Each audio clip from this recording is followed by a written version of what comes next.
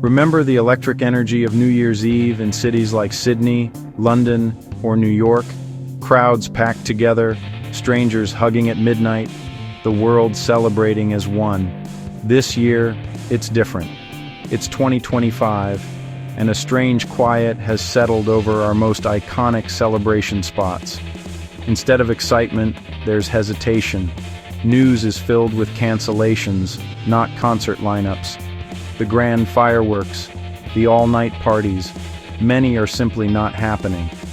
It's not a lockdown, but the big communal moments are quietly disappearing, leaving a void. The world's party volume has been turned down. Cities that once prepared for hundreds of thousands now focus on smaller local gatherings.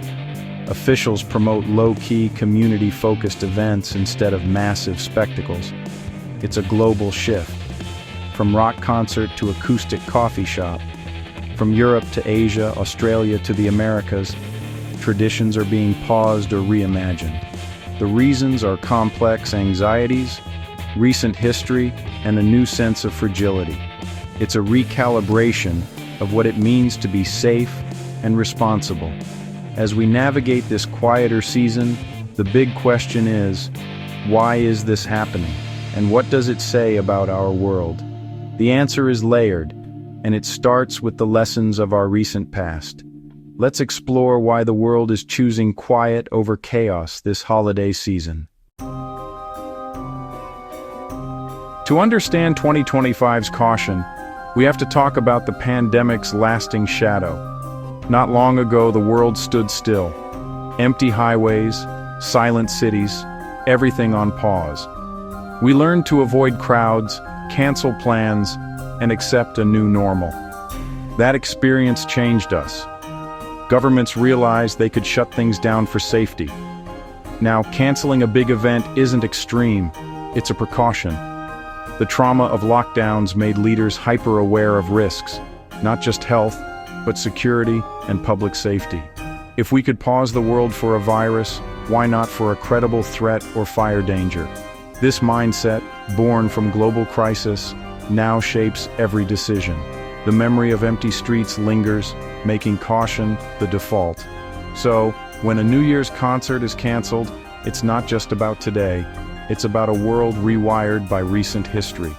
We're more aware of our vulnerability and more willing to act before disaster strikes. Security is a major reason for this year's quiet holidays. In 2025, global terror threats are rising, fueled by conflict and online radicalization. Governments use careful language out of an abundance of caution, but the reality is clear. Large crowds are tempting targets. Recent foiled plots like the one in Los Angeles remind officials of the risks. The cost of getting it wrong is too high. So many cities choose safety over spectacle. Security concerns ripple outward, crowds are unpredictable, and social media can amplify chaos. Police are stretched thin, making it harder to guarantee safety at massive events. Canceling becomes the simplest way to protect both the public and first responders. Even when events go ahead, heavy security changes the atmosphere, making celebrations feel tense.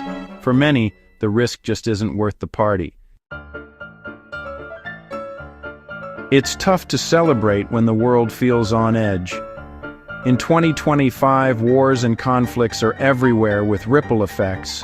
Refugees, high prices, constant bad news. Lavish celebrations can seem tone-deaf when others are suffering.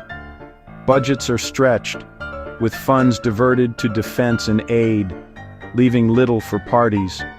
Public celebrations are often the first to be cut. Political sensitivities add pressure. One country's fireworks can spark outrage elsewhere or become protest flashpoints. Many governments opt out, choosing respect and neutrality over risk. The global mood is anxious. Quiet reflection feels more appropriate than extravagance. Sometimes, canceling the party is an act of empathy and solidarity.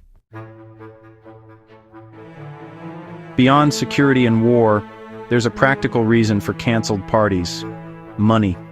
Governments everywhere are facing economic strain, pandemic recovery, inflation, debt, and military spending.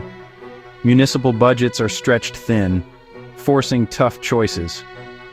Major celebrations cost millions. Security, cleanup, medical services, logistics.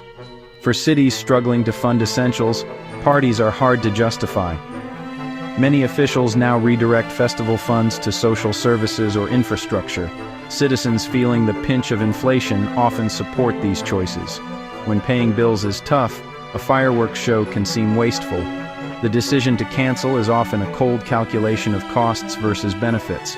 Economic pressure is forcing a rethink of what's truly essential. Public joy is important, but it's becoming a luxury many cities can't afford. The party is canceled not just for safety, but because it's simply too expensive. The planet itself is telling us to rethink big, fiery parties. Climate change is real. Wildfire risks are rising, especially in drought-stricken regions. Fireworks are now seen as reckless, not festive. Environmental concerns are growing.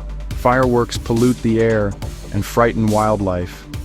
Cities like Monaco have banned them for safety and environmental reasons. Managing massive crowds is also harder. Recent tragedies have made authorities wary. Police and emergency services are stretched thin, making crowd control risky. Cities like Tokyo have canceled iconic events due to safety concerns. Instead, smaller, decentralized gatherings and drone light shows are emerging as safer, greener alternatives. We're adapting our traditions to a more fragile world. Sometimes canceling celebrations is about respect and healing. In 2025, many communities are mourning recent tragedies, earthquakes, shootings, disasters. Loud festivals can feel disrespectful in times of grief. Cities like Bali, Jakarta, and Sydney have redirected event funds to relief and healing. Public support for these decisions is strong. Empathy outweighs spectacle. Even in fast-paced times, we pause to honor loss and allow space for healing. Canceling a party can be an act of compassion, not just a loss of joy. How are people reacting to this new era of canceled celebrations? The answer? We're divided. Some support the decisions, valuing safety and responsibility above all. For them, quiet holidays at home are a fair trade for peace of mind. Others, especially the young, feel robbed of vital cultural rituals and connection. They see cancellations as a sign of growing fear and loss of community spirit. Frustration sometimes turns to suspicion. Are these cancellations about safety or control? Memories of pandemic lockdowns fuel distrust of government mandates. People wonder if they can cancel New Year's, what's next? This split reflects broader tensions between safety and freedom, caution and connection. Our reactions reveal as much about our world as the cancellations themselves. Is this quiet year just a pause or the start of a new normal? Some cancellations are temporary. Threats will pass, communities will heal. But deeper forces, climate change, economic strain, crowd management, and security aren't going away. The era of massive, unchecked public gatherings may be ending. The future may bring smaller, decentralized events, more technology, and tighter controls. The wild street party could become a relic, replaced by safer, greener traditions. This shift challenges us to rethink what we value in celebration, spectacle, or connection. The quiet of 2025 might be the start of something new, an opportunity to reinvent how we come together.